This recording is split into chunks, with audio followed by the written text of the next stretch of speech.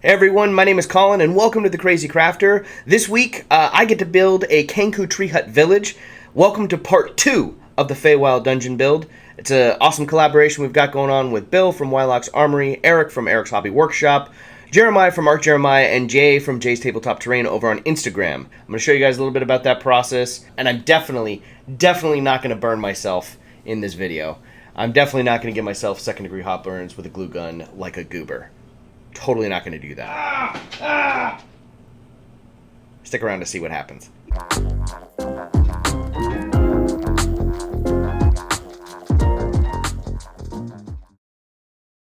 Oh yeah, check out the sweet live stream overlays. For those of you that aren't familiar with my channel, I'm primarily a dedicated crafting live stream, but this collaboration was a unique opportunity to put something special together. A month ago, we met up on Wyloch's channel for a live stream, and we had one goal in mind. That was to engage all of you in a community-led brainstorming session where we could come up with a cool one-shot encounter with 5 parts. We would all build those individual parts with our perspective terrain pieces and also write up one page for a module to be put together so everyone could play this crazy thing once we were done.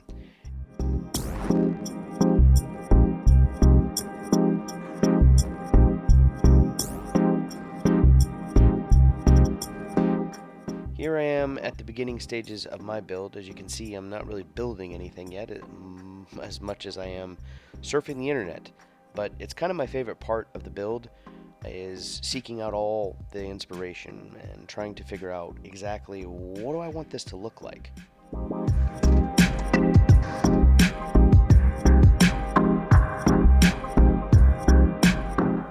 Like any good crafter, I tend to try to bite off way more than I can chew for any project and the amount of time I'm trying to accomplish it. I had these grand visions of elaborate tree huts and sculpting Kenku from scratch. I was going to sculpt Kenku from scratch when I've never sculpted anything that elaborate before in my life. I just wanted to sculpt that cute little Kenku. I did not sculpt the Kenku, but that's all right. I think I was the only one at the time that didn't realize that wasn't possible. Everyone else on the stream was like, you crap. One of the things I love to do when I'm crafting is experiment. It's great to take materials and just play with them and see what we can come up with. And in my opinion, there's nothing better than working with nature itself. So you can see me here. I was given some lavender branches from a buddy a while back, and I've been waiting for the perfect build to use them, and here I am. I also had this coconut husk fiber that I purchased from Joanne's craft store, and it was on sale, and it was like 80% off, and I got like 2 giant rolls of it. So I thought this stuff would be pretty cool to try to incorporate into the build as well.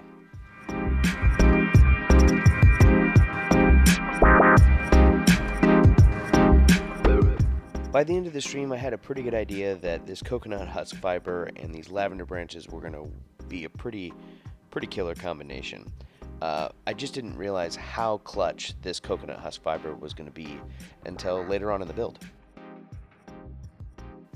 Verticality was going to be extremely important to me for this encounter because of the nature of being outside in a tree. I wanted it to be high. I wanted the players to be fearful of those heights. So I busted out the circle jig, cut 10 round discs of foam out, glued them together, and then used my hot wire knife to shape and trim off excess parts of the foam. Grabbed a bunch of this spare bark I had laying around from a recent firewood delivery and started hot gluing it to the tree. And this for me is when the build really started to take shape.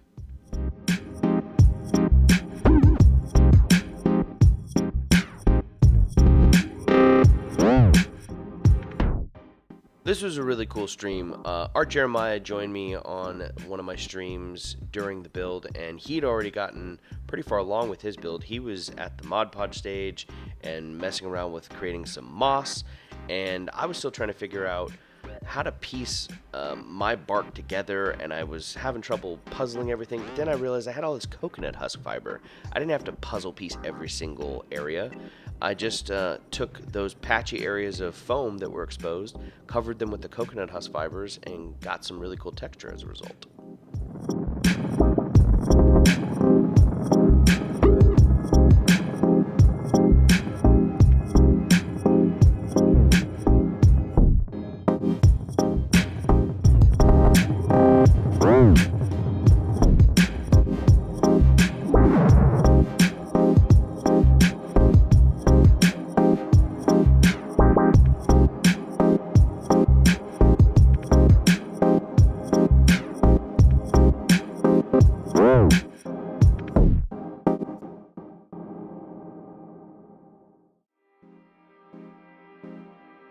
The build's coming together. I'm digging that orange necrotic sap on the exterior. Here I'm figuring out, wow, these branches are a little bigger and heavier than I'd anticipated. I gotta get a stronger adhesive to adhere them to the trunk. I also wanted some torches to decorate the tree hut in the top of the tree.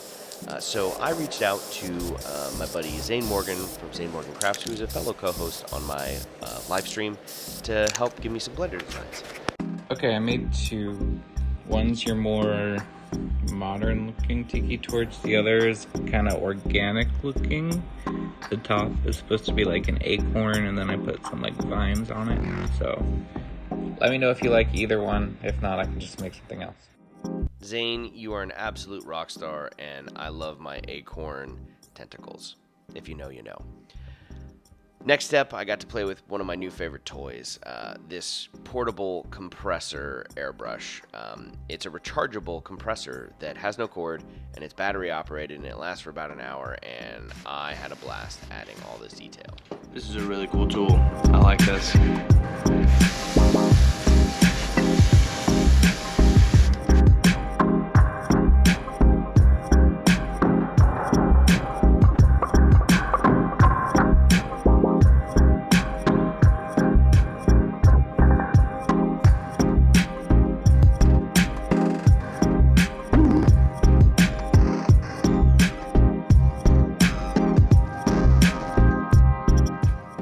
Building a piece of terrain now, I definitely want it to impact the players. I want it to impact the DM. I want it to impact everyone at the table. Everyone should have an emotional response to that piece of terrain when I lay it down on the table.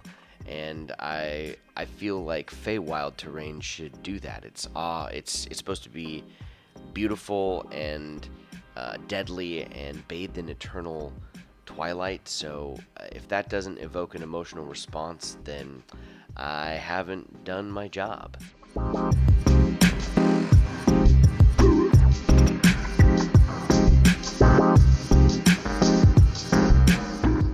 Oh, chickadee, check out my sculpted Kenku here. They are not sculpted. They are definitely STLs I got from a buddy of mine. Thank you, Adventures in 3D Printing, Richard Quiner. You are a rock star. Cleaned him up here and got him ready to paint. Last but not least, also got my tiki torches, my acorn tentacles printed up here from Zane Morgan, and got those ready to paint as well. They turned out sweet. So here's a pro tip for all of us crafters out there. When unclogging your hot glue gun, please do not do so over your calf. So when you unclog said hot glue and replace the glue stick, you send the remaining hot glue gushing out onto your leg, burning your calf, and then subsequently your fingers from trying to remove said hot glue because it feels like the inside of the sun is melting your leg away. Ouch. Be careful out there, everyone. Needless to say, hot glue and I were not on the best of terms at this moment in the build. So that coupled with the fact I needed a stronger adhesive to secure the branches to the tree, I grabbed some construction adhesive. It's Gorilla Glue brand. I got this from Eric from Eric's Hobby Workshop. I've seen him use that a bunch over on his channel and tried it out, and it worked great. I then took some paint, painted over the adhesive, and then added some of the remaining coconut husk fibers to cover it up.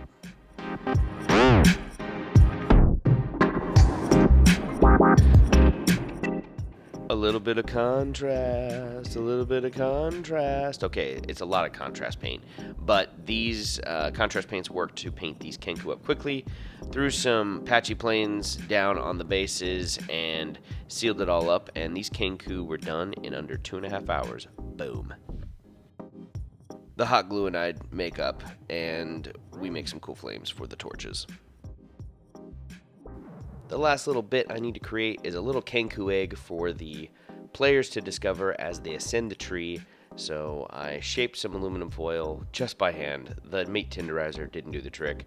Painted it up, and then it was time for some beauty shots. Stand by for the beautiful montage. Here we go.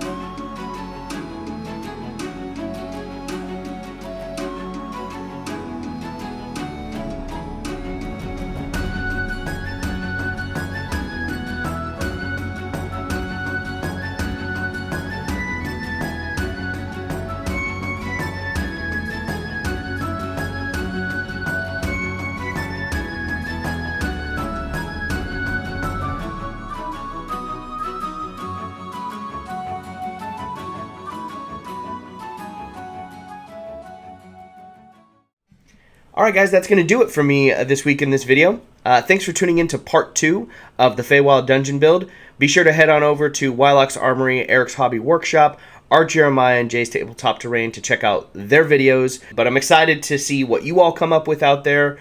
If you guys end up building this terrain, if you guys end up running this one-shot for your friends and family in a game, absolutely please leave me a comment and let me know how that goes.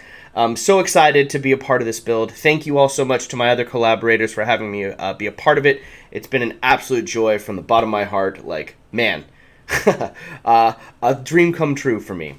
So thank you for that. And I'm looking forward to hanging out with all of you in the future. So be sure to turn on the bell notification, subscribe to The Crazy Crafter, and you can check out in the future whenever we go live. Love to hang out with you on a future live stream. Who knows? Maybe you'll find yourself as a guest hanging out with the rest of the world on a live stream. Until then, y'all, be sure to craft your passion daily, and I'll see you on the next one.